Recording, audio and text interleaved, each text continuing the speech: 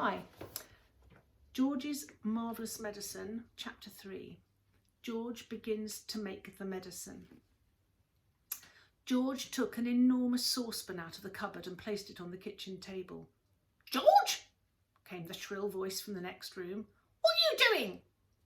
"Nothing, Grandma," he called out. "You needn't think I can't hear you just because you closed the door. You're rattling those saucepans." "I'm just tidying the kitchen, Grandma." Then there was absolute silence.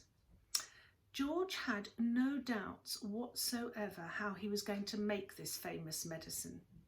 He wasn't going to fool about wondering whether to put in a little bit of this or a little bit of that. Quite simply, he was going to put in everything he could find. There would be no messing about, no hesitating, no wondering whether a particular thing would knock the old girl sideways or not.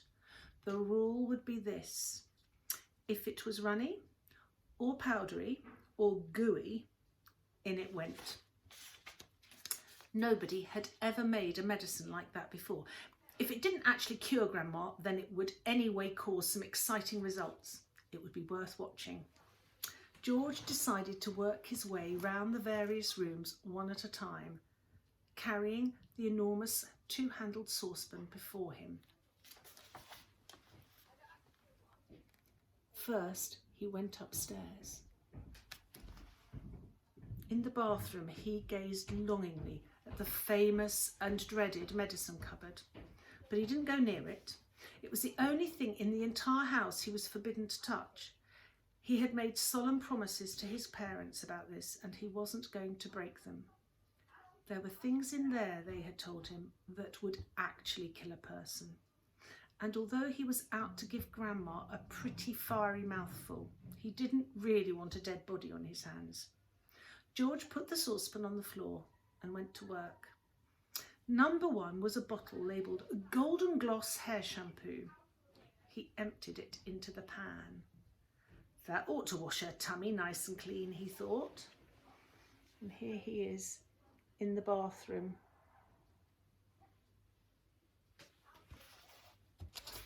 He took a full tube of toothpaste and squeezed out the whole lot of it in one long white worm. "Maybe that will brighten up those horrid brown teeth of hers," he said.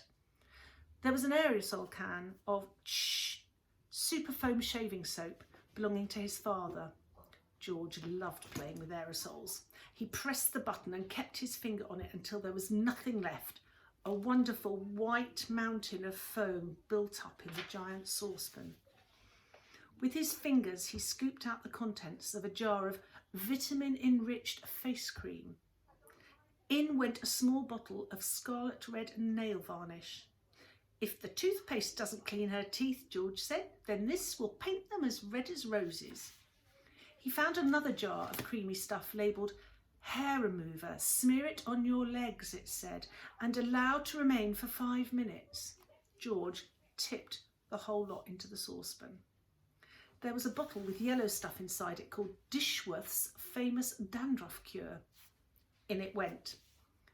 There was something called Brilliant for cleaning false teeth. It was a white powder. In that went too. He found another aerosol can, Nevermore Ponking deodorant spray. Guaranteed, it said, to keep away unpleasant body smells for a whole day. She could use plenty of that, George said, as he sprayed the entire canful into the saucepan. Liquid paraffin, the next one was called. It was a big bottle. He hadn't the faintest idea what it did to you, but he poured it in anyway. That, he thought, looking around him, was about all from the bathroom. On his mother's dressing table in the bedroom, George found yet another lovely aerosol can. It was called Helga's Hair Set. Hold 12 inches away from the hair and spray lightly. He squirted the whole lot into the saucepan. Oh, he did enjoy squirting those aerosols. There was a bottle of perfume called Flowers of Turnips. It smelled of old cheese. In it went. And in too went a large round box of powder. It was called Pink Plaster. There was a powder puff on top, and he threw that in as well for luck. He found a couple of lipsticks. He pulled the greasy red things out of their little cases and added them to the mix. The bedroom had nothing more to offer, so George carried the enormous saucepan downstairs again and trotted into the laundry room, where the shelves were full of all kinds of household items. The first one he took down was a large box of super white for automatic washing machines. Dirt, it said, will disappear like magic. George didn't know whether Grandma was automatic or not, but she was certainly a dirty old woman. So she'd better have it all, he said, tipping in the whole box full. Then there was a big tin of Waxwell floor polish. It polishes filth and foul messes from your floor and leaves everything shining bright. George scooped the orange-coloured waxy stuff out of the tin and plonked it into the pan. There was a round cardboard carton labelled "Flea powder for dogs. Keep well away from the dog's food," it said, because this powder, if eaten, will make the dog explode. Good, said George, pouring it all into the saucepan. He found a box of canary seed on the shelf.